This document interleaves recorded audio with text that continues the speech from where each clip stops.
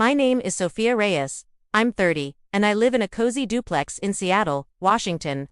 I work as a software engineer for a company in Bellevue, and for as long as I can remember, I've been the one everyone in my family turns to when things get tough, financially, emotionally, you name it. My parents are in their late 60s now. Dad retired early from his job at Boeing, and Mom never worked full-time after having us kids. They have my older brother Marcus, who's 35 and has 2 kids with his ex-wife, and my younger sister Isabella, who's 26 and still figuring out her career. I was always the successful one, the one who got scholarships, graduated college debt-free, landed a good job right out of school. So naturally, when money got tight, they looked my way. It started innocently enough. Mom would call and say, "Sophia, the car needs new brakes, and your dad's pension check is late this month. Could you help out just this once?" I'd send a few $100s. Then it became monthly. Dad's medical copays after his back surgery. Marcus's child support payments when he was between jobs. Isabella's rent when her roommate bailed. I was wiring money so often that my bank app had their accounts saved as favorites. I never complained out loud. I told myself it was temporary. That family helps family. Mom would say things like, "You're doing so well, honey, we're so proud. We raised you right." Dad would joke, "Our little millionaire engineer." But the amounts kept growing. Then Marcus got into real trouble. He lost his job again, this time for good reason, DUI, and his ex was threatening to take him back to court for more support. He showed up at my door one rainy evening with his kids in the car. "Soph, I need $5,000 to cover the lawyer fees and back payments, or they're taking the kids away more. You're the only one who can help right now." I looked at him, then at my niece and nephew in the back seat, and something inside me just shifted. I gave him the money that night, but I knew it was the last time. The next week I sat down and crunched the numbers. I'd been supporting them for almost a decade. My retirement account was underfunded. I had no emergency fund worth talking about, and every time I tried to slow down the help, the guilt trips came fast. Mom crying about how hard retirement was. Dad reminding me how they sacrificed for my education. Marcus saying, "Your family, Soph, blood is thicker than water." I decided enough was enough. I started small. I told Marcus I couldn't help with any more lawyer money. He blew up my phone for days, texts, calling me selfish, saying I was abandoning the kids. I didn't respond. Then I called Mom and Dad together on a video call. I kept my voice steady. "I'm stopping the monthly transfers. No more loans. No more bailouts. I love you, but I can't keep doing this. You need to find other ways, maybe downsize the house, look into government programs, or get part-time work. Whatever it takes, but it's not going to be from me anymore." Mom started sobbing immediately. "After all we've done. We gave up so much for you." Dad shook his head. "You're breaking our hearts, Sophia. We thought you were better than this." Isabella texted me later, "Wow, way to kick them when they're down. Real sister you are." I felt like throwing up, but I didn't back down.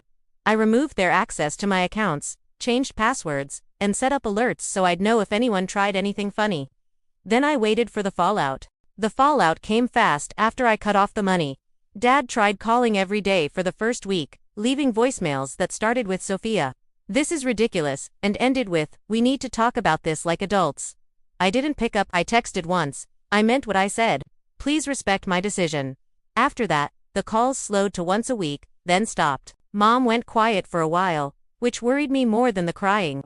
Then she started posting on Facebook's subtle things like "Grateful for the family I have, even when times are tough," with old photos of us kids. I knew it was aimed at me. A few relatives commented, "What's going on?"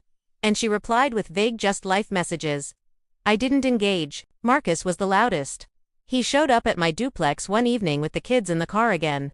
"Soph, the lawyer says I need another $2,000 or I'm looking at reduced custody. Come on, for the kids." I stood in the doorway, didn't let him in.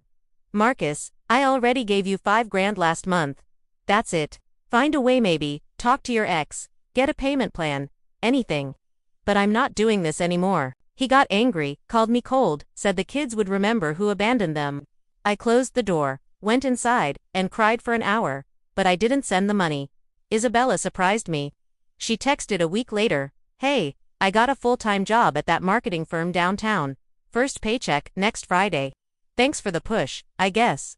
No apology, no drama, just facts. I replied, "Congrats. Proud of you." We started talking more normally after that. She even asked for resume advice once, not cash. About 3 months in, Dad sold the house. It was too big for just him and Mom anyway. They moved into a smaller condo in Bellevue closer to me, actually.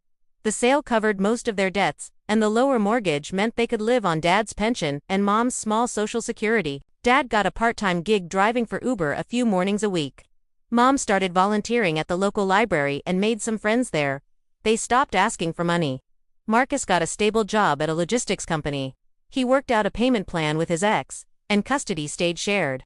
He still texts me sometimes, mostly memes or kid updates but no requests. One day he called and said, "I was a jerk. Sorry for leaning on you so hard." I told him it was okay, and we left it at that. Isabella moved into her own place last month. She invited me over for dinner, takeout pizza on her new couch. We talked about everything except money. It felt normal. I started rebuilding. I maxed out my 401k contributions for the first time. I took a solo trip to Vancouver for a long weekend, just me, a hotel with a view of the water, and no guilt. I bought the car I'd been eyeing for years. And I started therapy. Not because I was broken, but because carrying that weight for so long left scars. My therapist helped me see that helping isn't the same as being used. One Sunday, my whole family came over for brunch at my place. I cooked eggs and bacon. Mom brought fruit, Dad made coffee. Marcus brought the kids, who ran around the backyard. Isabella showed up with pastries. We sat around the table laughing about old family stories, no tension, no side eyes about money. At one point Dad looked at me across the table and said quietly, "We almost lost you, kid." I'm glad we didn't. Mom reached over and squeezed my hand. "We're figuring it out. And we're proud of you for everything." I smiled and nodded. No big speeches, just quiet understanding. Later that afternoon, after everyone left, I cleaned up alone. The house was quiet, sunlight coming through the windows. I poured myself a cup of tea, sat on the couch, and just breathed. For the first time in years, the quiet didn't feel heavy. It felt earned. And that's when I realized I hadn't lost my family. I'd just stopped letting them take pieces of me to stay afloat. Now, we're all learning to swim on our own. And somehow, that's brought us closer than the money ever did.